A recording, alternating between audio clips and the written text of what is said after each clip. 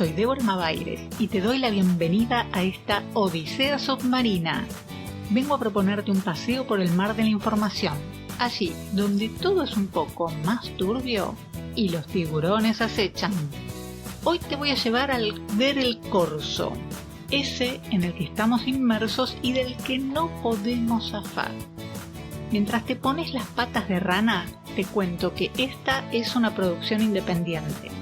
Si querés ayudarme a seguir buceando en las profundidades, podés hacerlo en la cuenta de Mercado Pago mavaires.mp o en la de Banco Provincia mavaires.dni. Desde ya, muchas gracias. ¿Estás listo? ¡Vamos! Cada año electoral se transforma en tiempo muerto. Nada se mueve porque hay que ver quién gana. Y así, todo un año queda colgado de la ganchera. Para nosotros. Para los ricos no. Los periodistas de los medios comerciales comienzan con su bailecito por pauta oficial, ya que ésta suele ser mucho más generosa en esos años. De hecho, hay algunos dueños de medios que viven de eso, y viven muy bien. Así que vemos contorsiones, saltos milimétricamente ejecutados, malabares para no decir lo que se debe y bufones al servicio de cualquier causa. Por supuesto, también están los gerentes del Corso, los que imponen tendencia, los que dan inicio a la comparsa que luego seguirá durante días, meses o años, según la indiquen. Si vos venís siguiendo los episodios de Odisea Submarina, ya viste cómo fueron modelando una sociedad mediante la manipulación mediática y sabes por qué. Así que para vos no es novedad, pero si te perdiste esos episodios te recomiendo escuchar la saga Los medios y los fines, y ya que estás de paso, para que no te pierdas más nada, suscríbete al canal. Como te decía, estamos en plena campaña electoral y muchos parecen sorprendidos por algunas mascaritas que parecen surgidas de la nada. Pero no, hay todo un trabajo propagandístico detrás y es bueno que lo conozcas, porque sabiendo quién es el dueño de esa comparsa, podrás comprender cuáles son sus objetivos y si te conviene o no seguirla. Seguime a las profundidades, al menos yo no te voy a defraudar. A principios de 2016, el Ministerio de Modernización, al mando de Andrés Ibarra, hombre del grupo SOCMA, contrató a Juan Girardi y lo puso a cargo del programa El País Digital. Girardi hasta entonces había trabajado en Unitec Blue, la empresa que hace los chips. Es decir, ponían al zorro a diseñar el gallinero. Por decreto número 267 del 2016, Macri entregó a la empresa McKinsey, una consultora norteamericana que las malas lenguas vinculan a la CIA, el contrato con el Estado argentino a un costo de $875.000 por 16 semanas de trabajo para desarrollar las tecnologías de la información y la comunicación.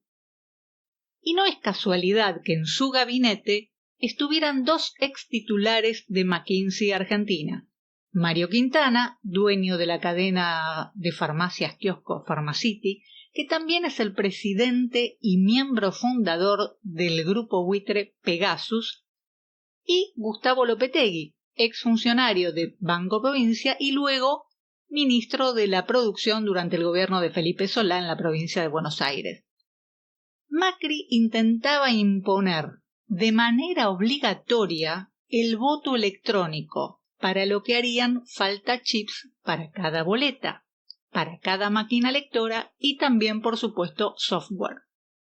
La única empresa productora de chips en Argentina en 2016 era Unitec Blue y pertenecía a Eduardo Ernequian, quien realizó un drástico cambio en su empresa y sacó de un plumazo a su sobrino Martín Gainza Ernequian para poner en su lugar a Guillermo Nielsen. Por entonces militaba en el Frente Renovador de Sergio Massa. Pero Nielsen estuvo en todos lados. Había sido secretario de Finanzas del entonces ministro Labaña entre 2002 y 2005 durante el gobierno de Néstor Kirchner y luego pasó a ser ministro de Hacienda del gobierno de la ciudad de Buenos Aires de Jorge Tellerman, con el mismo ahínco que había sido director de ANSES durante el gobierno de la Rúa y, por ende, hombre del equipo económico de José Luis Machinea. Es decir, siempre estuvo vinculado a los gobiernos y a la negociación de deuda, muchas veces con el FMI, y también presidente de un fondo de inversión entre enero y diciembre del 2001.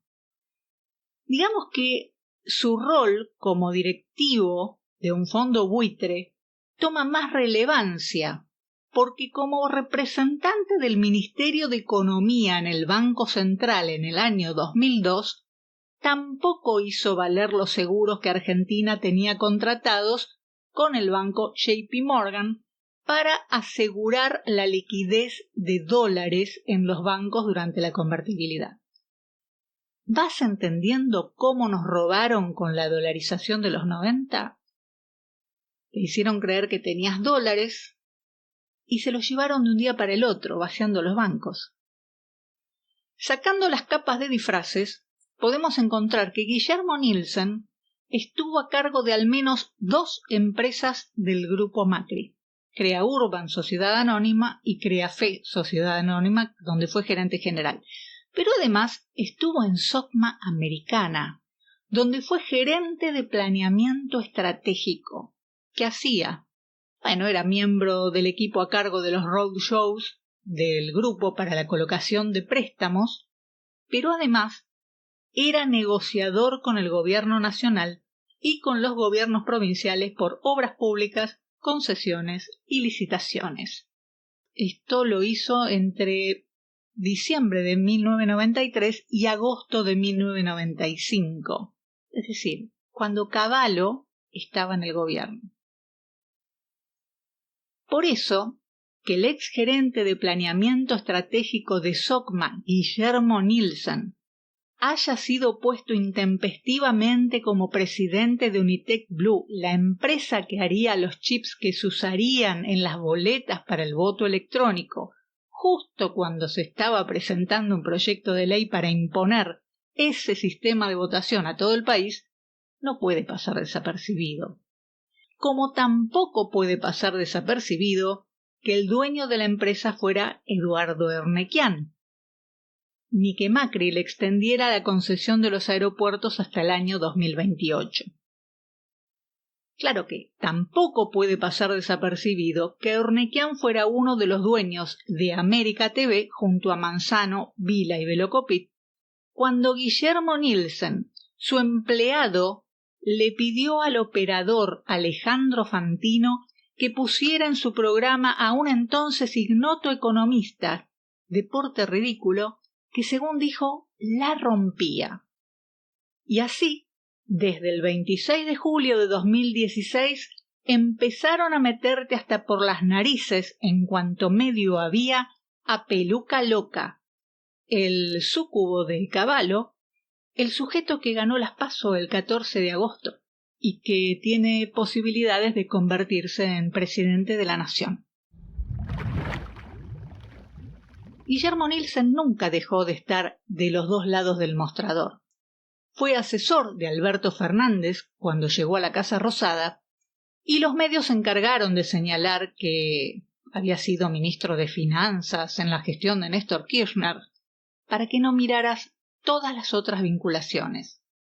Luego lo nombraron al frente de YPF, donde tuvo el tiempo necesario para renegociar la deuda de la empresa metiendo a un par de fondos buitres como accionistas. Es decir, dándole a los fondos buitres los que desde 2012 querían, quedarse con una parte de YPF. En 2021, ya habiendo abrochado el negocio, Alberto Fernández lo designa embajador en Arabia Saudita y un año más tarde le sumaron responsabilidades diplomáticas en Bahrein. En ambos países, por supuesto, hay petróleo, mucho petróleo. Y también cabe aclarar que la designación de los embajadores, al igual que los pliegos de los jueces, salen con la aprobación del Senado de la Nación. En este carnaval infame, Los bufones de los poderosos nos distraen arrojándonos bombitas de agua y papel picado, mientras nosotros aplaudimos el paso de cada comparsa. Los que te robaron en 2001 están con el cuchillo y el tenedor en la mano para volver a saborear tu hígado.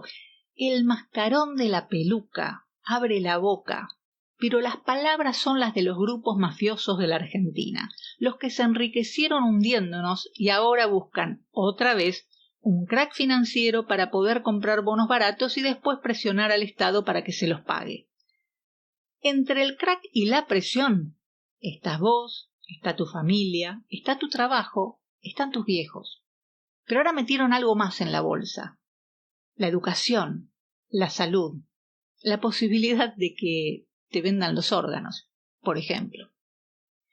Y no les importa tirarte al foso de los cocodrilos para eso, como no les importó en los 80, ni en los 90, ni en 2001, ni ahora.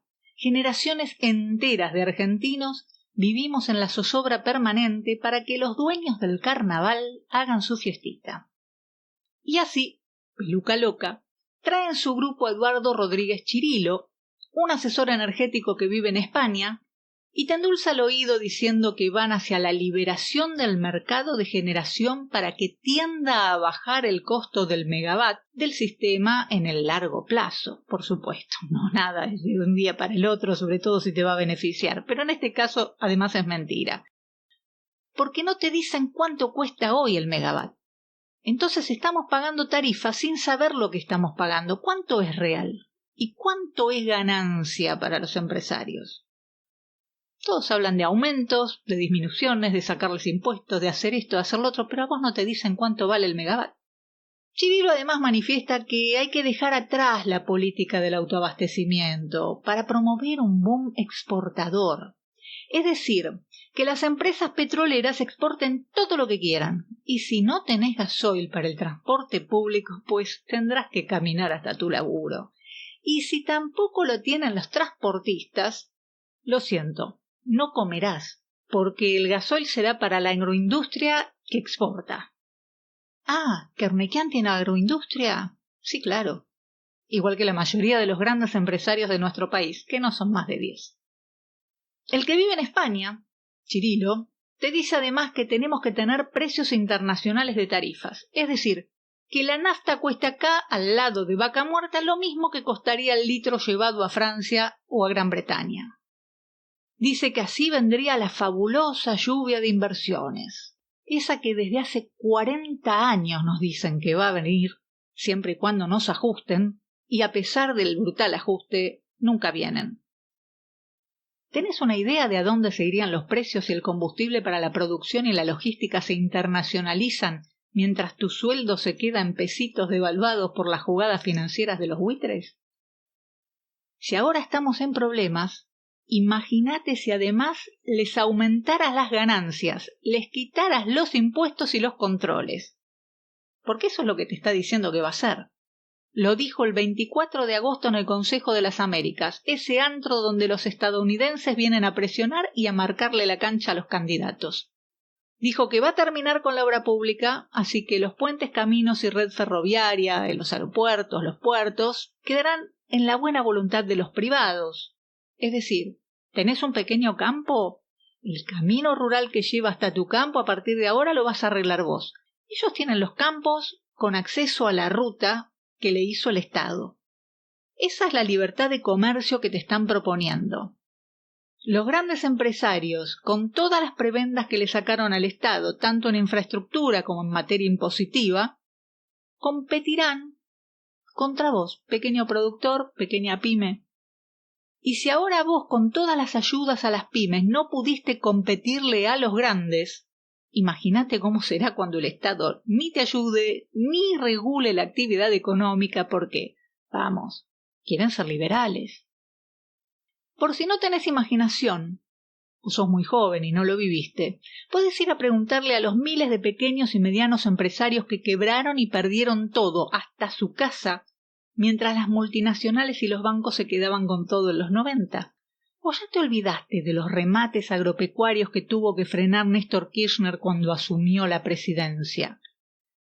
Por si no los viste, Te cuento que en la comparsa del Peluca, además, están todos los fantoches privatizadores de todas las empresas del Estado, los socios de Cavallo en la destrucción de la industria y la financiarización de la economía, como Carlos Rodríguez, Diana Mondino, Daniel Epstein. Te proponen como algo nuevo pagarte con vouchers, algo que en los 90 te daban en reemplazo del sueldo, o ya te olvidaste de los ticket canasta. Empezaron siendo vouchers para el almuerzo y terminaron siendo gran parte de tu sueldo, es decir, papelitos de colores con los que te pagaban en lugar de pesos. Por supuesto, nunca te pagaron en dólares, por más que la economía estaba dolarizada. Porque te recuerdo, había convertibilidad, pero los empresarios se guardaban los dólares y te pagaban a vos con vouchers. Y cuando no existía el Banco Central, allá por finales del siglo XIX, también te pagaban con vouchers. Eran monedas que acuñaban los dueños de las estancias, las minas o las grandes corporaciones como la forestal. Y obviamente, el valor lo ponían ellos. Y es tal el grado de estupidez reinante que públicamente, en la reunión de los opresores en el Alvear Palace, el fantoche de la Peluca cuestiona que sea ilícito que las personas impriman billetes, pero que no sea ilícito para el Estado. Nadie lo refutó. Es decir, que cuando habla en TikTok de volar el Banco Central o de desdolarizar, no te lo dice, pero lo que está buscando es la disgregación nacional, porque un Estado sin moneda, un Estado sin leyes, es una horda de salvajes donde siempre va a ganar el más fuerte, y en este caso, el más fuerte son las corporaciones extranjeras. Ahora asómate a la ventana y mira el mundo. Se están desdolarizando. Hasta Arabia Saudita está liquidando los bonos del Tesoro estadounidense. Las mayores economías del mundo y los mayores productores de energía se sumaron a los BRICS para no depender del dólar para negociar. ¿Y a vos te vienen con el cuentito de la dolarización? Cuando el dólar no va a valer nada. Desde la máscara te dicen soy lo nuevo, basta de casta. Y en la comparsa te meten a todos los borrachos del tablón menemista, desde Diana Mondino, la dueña, por supuesto heredera, del Banco Roela, una de las que se llenó de plata vendiéndole al Estado consultoría mientras el marido era funcionario de Menem, banco que se fugó los dólares de todos los argentinos en 2001. Es también hermana de Guillermo, jefe de asesores de Cavallo, que se fugó del país el 20 de diciembre con las calles llenas de muertos y se fue a Estados Unidos. Adivina a dónde fue a trabajar. Te lo digo y no lo vas a poder creer. A Lehman Brothers, la que se fugó con toda la guita de las hipotecas e hizo un desfalco mundial generando en 2008 una crisis económica que perdura hasta el día de hoy. Después de ser parte de ese saqueo, o sea, primero del nuestro, después del de los estadounidenses, pasó a trabajar a distintos fondos de inversión y bancos como el Citi. Ahora tiene su propio fondo de inversión, Mogador Capital. Su cuñado, el esposo de Diana, participó del menemato en distintos cargos, desde director del Banco Central, siendo dueño de un banco, hasta secretario de Obras Públicas y secretario de Política Económica de Roque Fernández, el que reemplazó a Cavallo, y que por supuesto también está en la comparsa del Peluca. ¿Vas entendiendo cómo van pasando de un gobierno al otro o de un ministerio al otro dentro de un mismo gobierno para poder seguir con los mismos planes? ¿Dónde cuernos está lo nuevo si son los mismos buitres de siempre? Y son la misma casta financierista que viene saqueando al país desde hace 40 años, viviendo del Estado y teniendo siempre un pie de cada lado del mostrador. Y me preguntaba cómo puede ser que tantos puedan confundirse con las máscaras de los mismos monstruos de siempre, porque estos no son el fantasma de la ópera, son los fantasmas que operan. Y si este discurso es posible, es porque en la harta sociedad no hay análisis racional.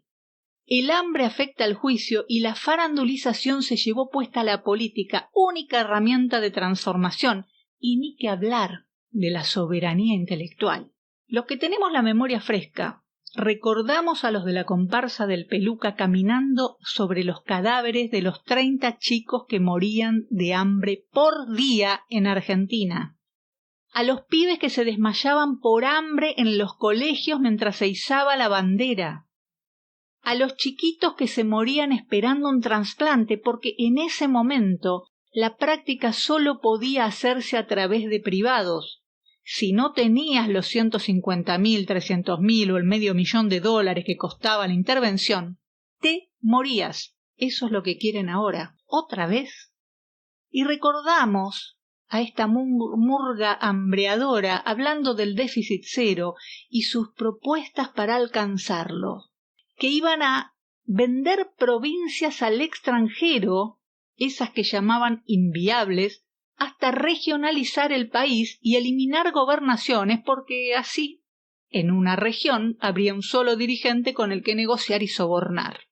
Las regiones eran obviamente la Patagonia con Vaca Muerta y los mapuches adentro, y las provincias inviables eran Salta, Jujuy, Catamarca, La Rioja, las que tienen litio. Y muchos de los malnutridos de los 90, con las consecuencias neurológicas que esa deficiencia te deja, hoy aplauden al Mascarón y su comparsa porque les parece gracioso en TikTok.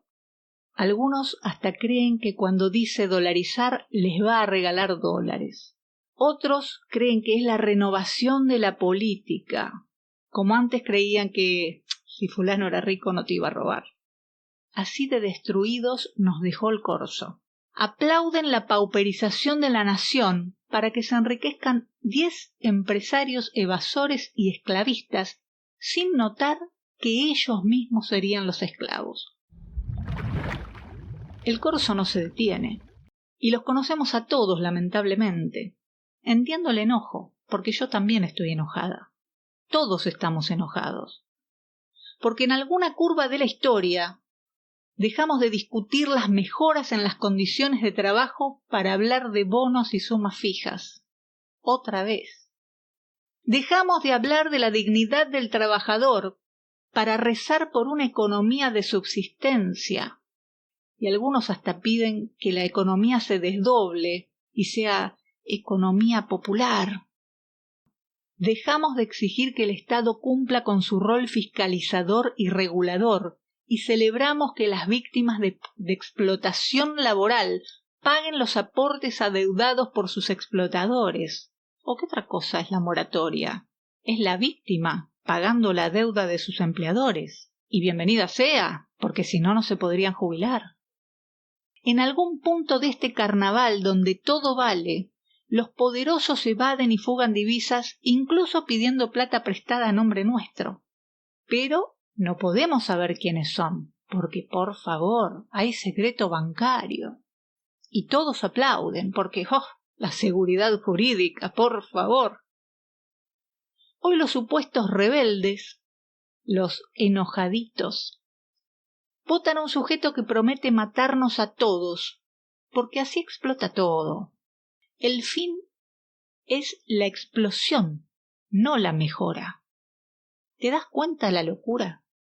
La destrucción del país, de la soberanía, de tu familia, del sistema financiero, del Estado. Aquí no hay nadie nuevo y aún así tenemos la obligación de ir a votar para oponernos a este espanto y tratar de mejorar lo que se pueda. Macri no pudo imponer el voto electrónico más que en la ciudad de Buenos Aires. Logró proscribir con jueces amigos algunos candidatos y candidatas. Y para la que se resistía, usaron el terror, un atentado. Y en esta mascarada, donde todos se olvidan de todo, parece que un año es mucho tiempo para recordar los vínculos entre los que organizaron un grupo fascista llamado Gimnasios Unidos en 2020, que marchaban para oponerse a la cuarentena, y la agrupación Nuevo Centro Derecha con admiradores de Bullrich y Peluca Loca, y Revolución Federal, la agrupación que intentó matar a la vicepresidenta de la Nación con financiamiento de los amigos del alma de Macri, que además trabajan para un banco y son tenedores de bonos y de deuda.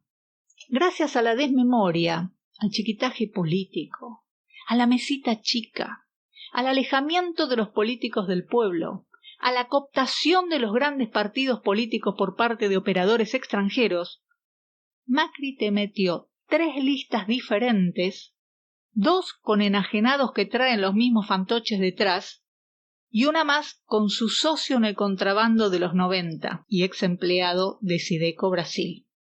Por alienación, los admiradores de Hitler y Al Capone, del balazo por la espalda a los niños, de la represión violenta y sin sentido, prometen destruir cualquier ascenso social, el sistema educativo, los derechos civiles, los derechos sociales y los derechos laborales. La murga promete transformarse en los 4 jinetes del apocalipsis. ¿Y sabes qué? No te están mintiendo. Por eso hay que negarse a discutir huevadas mediáticas, lo que dijo fulanito sobre lo que opinó menganita. ¿Qué cuernos nos importa? Imperiosamente hay que discutir sobre dignidad, sobre trabajo, sobre el fin de la explotación y el saqueo, sobre el uso de los recursos naturales para el pueblo y sobre el derecho de los argentinos a tener una vivienda, comida en la mesa y salud. Hay que oponerse al discurso de muerte y levantar por fin las banderas de la vida.